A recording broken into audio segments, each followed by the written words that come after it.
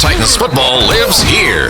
92.7 WMAY, Springfield's News and Talk out here at Glenwood High School with the Glenwood Titans head football coach, Coach David Hay. And back-to-back weeks, couple of tough losses by a combined 9 points. What has been the message to the team this week from you and the coaching staff? Well, up front, we should have won both ball games. I feel like we should, if we had done the right things in the right places, we should have won both ball games, both against tough teams. MacArthur, the record was whatever the record was at the time. It isn't the team that they are. Right. And Griffin's a good football team, of course. But still, I feel like we should have won the football game.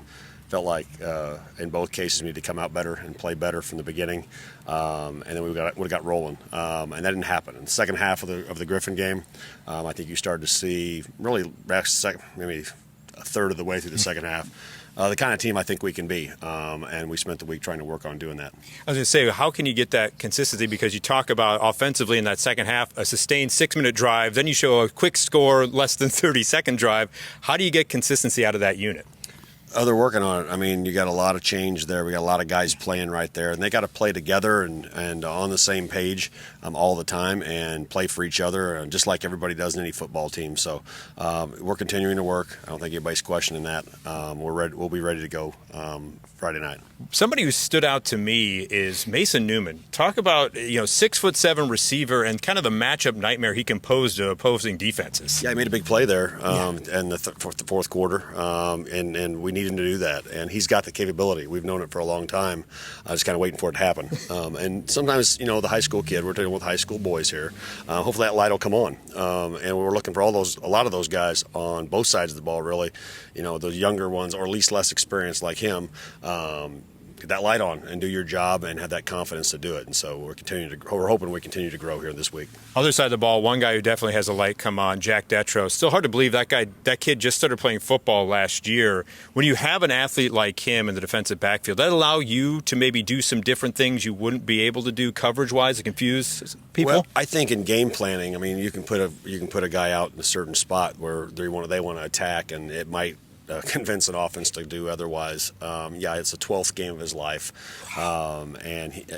not even junior football. Holy cow. And so, the lights certainly come on for him. We're happy with the way he's playing. He's helping lead our team. He's one of our captains.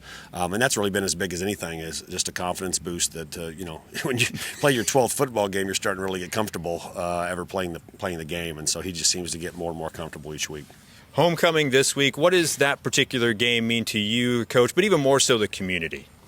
It's vitally important. You got to win your homecoming football game. It's what homecoming started around. It's since, and it's a positive thing, grown into so much more. But I hope that we're honoring the 2018 team as our special guest, and I hope a bunch of them come home. That's for this football game and see them. And, we're 5 years out with those guys just as an example. But there's all kinds of folks who come to the game. I probably don't even know. I don't see them all. Right. That's the game they come to because it's home. It's their time to come home. And for every sport and across the board, and the football game being the center of that, it's very important that we do our job. Hard to believe that 2018 team is already 5 years past. I know you're focused on this year's team, but is there something about that team that you kind of recall or remember when it comes to that 2018 team?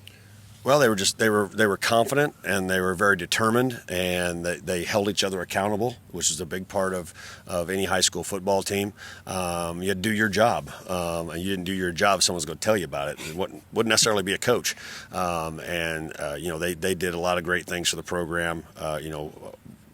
Advanced in the playoffs and got us back to that conference championship level. I'm very proud of that team, and I think our team could learn a lot of lessons from that group.